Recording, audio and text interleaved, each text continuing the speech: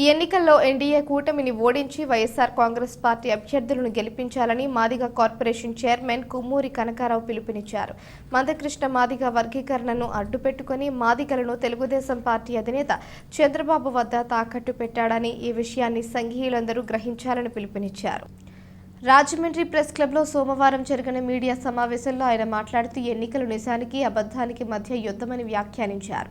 Chandrababu అబద్ధాలకు CM Jaganmohan Reddy చేసిన నిజమైన సంక్షేమానికి మధ్య జరుగుతున్న ఎన్నికల్లో ప్రజలు జగన్ వైపు ఉంటారని పేర్కొన్నారు. రాజమండ్రి రూరల్ నుంచి వైకాపా అభ్యర్థి చెల్లుబోయిన వేణుగోపాలకృష్ణను, ఎంపీ అభ్యర్థి డాక్టర్ గూడూరి శ్రీనివాసును, సిటీ నుంచి మార్గాని భరత్రాంతో పాటు జిల్లాల్లోని నియోజకవర్గాల వైసీపీ అభ్యర్థులను గెలిపించాలని కోరారు. Jaganmohan Reddy SC, ST, BC, మైనారిటీలకు, మహిళలకు సామాజిక వర్గం అందించి రాజ్యాధికారంలో భాగస్వామ్యం కల్పించారని, నవరత్నాల ద్వారా ఎటువంటి అవినీతి లేకుండా 2.70 లక్షల కోట్లు బ్యాంకు ఖాతాల్లో జమ చేశారని చెప్పారు.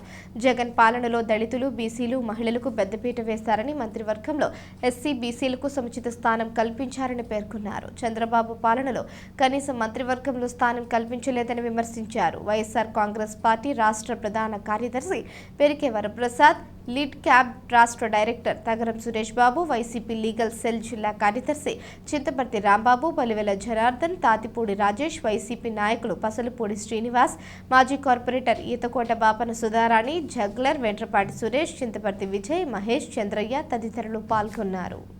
మరోసారి తెలుగు పార్టీకి మద్దతిచ్చే విధంగా మాదిగలు మొత్తం టీడీపీకి అండగా ఉండమనేటువంటి ఒక వాగ్దానాన్ని ఈరోజు ఆంధ్ర రాష్ట్రంలో ప్రచారం చేస్తున్న విధానాన్ని మేము తిప్పికొడతా ఉన్నాం.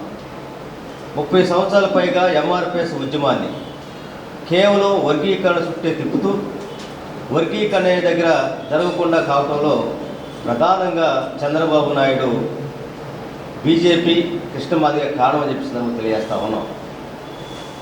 మరి ఈరోజు ఎన్డీఏ కూటమిని బలపరుస్తామని చెప్పేసి కృష్ణమాదిగ అంటంలో మాకే కొత్త కనపట్లేదు. ఎందుకంటే 2014 ఎన్నికల్లో కూడా బీజేపీ, టీడీపీ, జనసేన ఇదే కూటమికి గతంలో మందకృష్ణ మద్దతు ఇవ్వడం జరిగింది.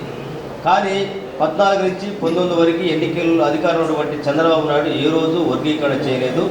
పెద్ద మాదిగ అని చెప్పి ప్రచారం చేసినటువంటి ఆ మనిషి చివరికి పెద్ద మోసగాడుగా మారిపోయిన విధానాన్ని ఆంధ్ర రాష్ట్ర మాదిగలు గుర్తించారు. కనుకనే 2019 ఎన్నికల్లో చంద్రబాబు నాయుడు గారికి బుద్ధి చెప్పి వైఎస్ఆర్ కాంగ్రెస్ పార్టీకి అండగా ఉన్నటువంటి పరిస్థితి మనం చూసాం గతంలో ఈ 2019 ఎలక్షన్లో.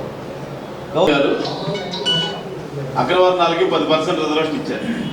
అది చంద్రబాబు నాయుడు సహాయంతో ఇచ్చాడా, కేసీఆర్ సహాయంతో ఇచ్చారా, జగన్మోహన్ రెడ్డి గారి సహాయంతో ఇచ్చారా? మోడీ గారు అగ్రవర్ణాలకి రిజర్వేషన్స్ ఇవ్వాలని కేంద్ర కేబినెట్ తీర్మానం చేసి పార్లమెంట్లో రాష్ట్రముద్ర వేసి ఈ రోజున అగ్రవర్ణాలకు 10% రిజర్వేషన్ ఇచ్చారు. అలాంటప్పుడు మందకృష్ణ మాదిగా పక్క రాష్ట్రం తెలంగాణ వాడు ఆంధ్రప్రదేశ్ వచ్చి ఇక్కడ కుటిలమైన రాజకీయాలు చేస్తున్నాడు. ఇందాక బ్రదర్ ప్రశ్న చేసినట్టు మాదిగలందరూ కూడా తెలుగుదేశంతో ఉన్నారని, అవన్నీ అవాస్తవాలు. మాదిగలందరూ కూడా వైఎస్ఆర్సీపీతో ఉన్నారు. అసలు మాలా మాదిగాని కాదు. ఈ రోజున జగన్మోహన్ రెడ్డి గారు అన్ని సంక్షేమ కార్యక్రమాలు ఈ రోజు who belongs to 59 sub caste 59 ఉపకులాలు ఉన్నారు. నెల్లి, మాదిగ, మాల, ఇంకా అనేక కులాలకి ఈ రోజున సంక్షేమ కార్యక్రమాలు అందజేస్తున్నారు.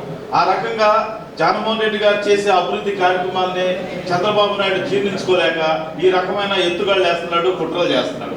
ఈ రోజున ఎస్సీ, ఎస్టీ, బీసీ, మైనార్టీలకి ఎంత శాతం సంక్షేమాలు ఇచ్చారో మీ అందరికీ తెలిసిందే.